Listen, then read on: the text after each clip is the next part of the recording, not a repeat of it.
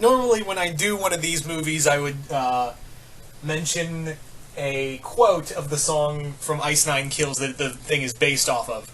But for the song that's based off of The Shining, Enjoy Your Sleigh, I can't scream like Spencer Charnas, so I'm not even going to fucking attempt it.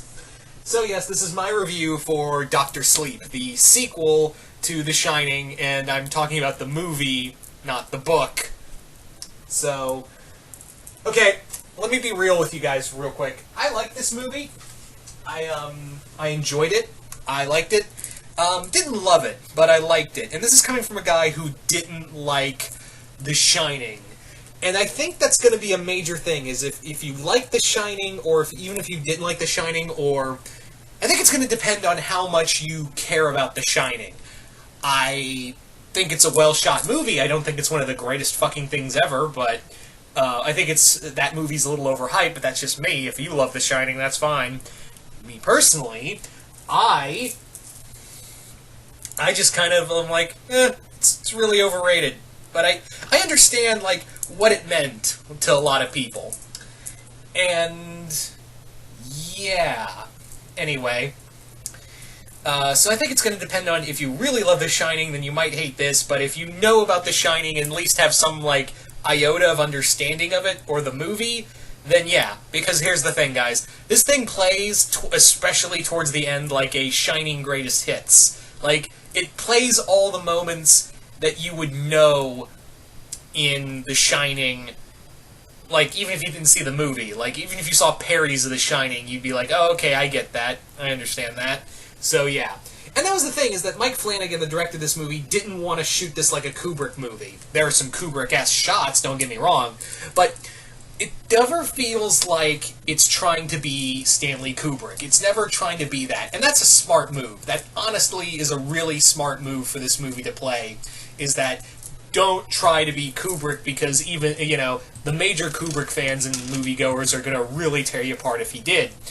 Thankfully, he did his own thing, and Doctor Sleep in and of itself is, while it is a sequel to The Shining, it's not a complete sequel to The Shining, in that it doesn't completely focus on the hotel until the third act, and this movie actually feels more like a superhero horror movie, if I'm being real with you guys. It honestly feels more like a superhero horror movie, in the like, not in the same way as Brightburn, but it definitely feels like that. So the story is about Danny Torrance, 30 years in the present, where he's, you know, a recovering alcoholic. He's now using his shine to help elderly patients in this hospice as they're leaving, and using his shine to calm them down.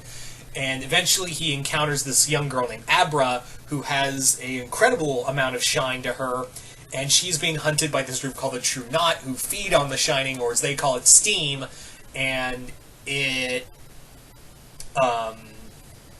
goes from there, is that Danny has to step up and protect this girl.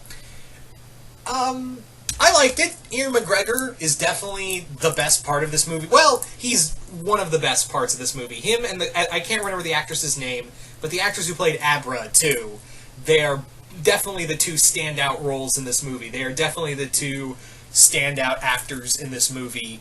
The True Knot are interesting. Well, interesting in that their abilities are interesting, and they don't really do a lot of how they consume steam or anything.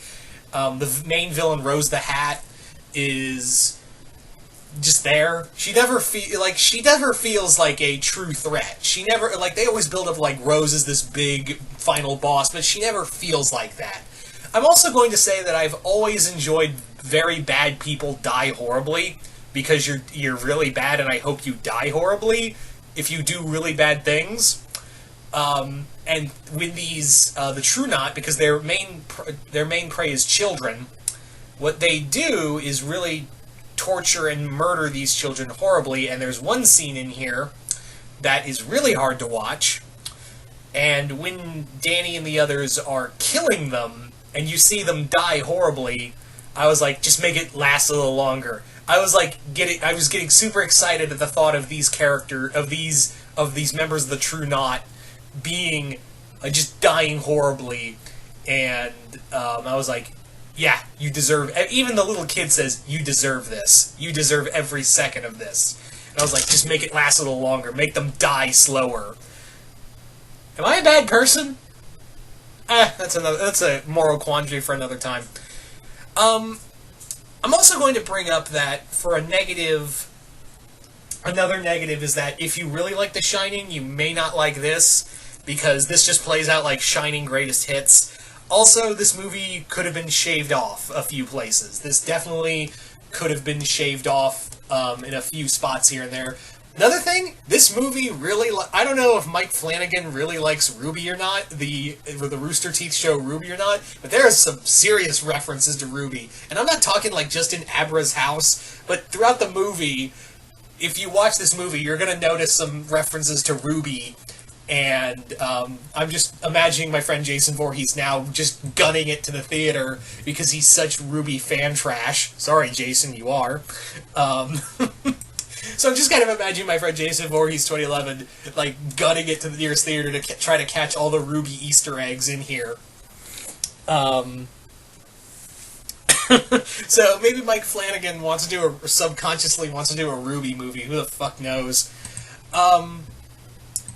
It is definitely, like I said, there are some moments in here, just like I said in It Chapter 2, where I was like, does this need to be here? Does this, alright, whatever. It definitely could have shaved down, and you feel that length. But there is some great emotion in here. Like I said earlier, this doesn't feel like a horror movie. There's horror elements. It's more of a thriller, really. But there's no, there's one or two jump scares at best. And they're actually well-deserved. But this feels more like a drama. This feels more like I said, more of, I wouldn't say, well, superheroes may be a bit too strong of a word. But this definitely feels like it doesn't want to be a horror. And I think that was a good route. Because it's more of a character piece. It's definitely more of a character piece, and with a little bit of, this is the closest we'll ever get with Stephen King doing a superhero story. But this feels like a character piece for Danny, and him finding the closure after everything that happened at the Overlook Hotel, and coming to grips with it, and finally conquering that demon, or demons, I should say. I also feel like they got some major inspiration from Inception, because how they choreograph some of the fights in the mind, it feels like they, straight up Inception. It straight up feels like Inception. Which I'm not saying is a bad thing. I was actually like, well, alright, that's kind of neat. If people were using Inception to fight more, if Inception was more of a combat movie, that's probably how they would do it. So that was pretty neat. I especially love one scene in here, and I don't want to spoil it, that Danny and Abra really, put a whammy on one of the characters, and I don't want to spoil it. There's also some moments in here that I was like, that's dumb. I was like, okay, that could have been avoided. And you'll know them when you see them, if you see this movie. All in all, it's not a bad movie. I know I keep bringing up bad stuff in here, but really, this isn't a bad movie. I really enjoyed it. Like I said, Ian McGregor and the young actress who plays Abra, I feel so bad I've forgotten her name, but they definitely carry the story. They absolutely carry the story in this movie. If you liked Stanley Kubrick's The Shining, I don't know where you're going to stand on this, because it plays like a greatest hits throughout the movie, and especially at the third act, and I don't know if you like references, then, oh boy, if I got something for you. Because here's the thing, they bring up the old woman in the bathtub, and that was one of Danny's greatest fear in room 237, or 217 if you read the book. But they keep bringing her up, and it never feels like there's weight to that threat. And that's another thing that bothers me, is that there's never a threat that never feels like any of the threats feel like there's any weight to them. Like, there's no weight to the threats. But I will also say that it was a smart idea, rather than do, motion capture or anything, they actually recasted actors and actresses, and they actually look dead on, almost dead on in some cases, especially the actor they got to play Halloran. He dead on looked like Scatman Crothers, and almost sounded like him too, so major kudos for that. kudos to that actor. And there's a great moment for Danny towards the end in the bar scene that's really just kind of tugs your heartstrings. All in all, I don't know if you like this. I know this builds up like, oh yeah, we return to the Overlook Hotel, not till the last act of the movie. But if this movie is not a horror movie, I know the trailers are building up to be a horror movie. There are some suspenseful moments, but this is not a scary movie.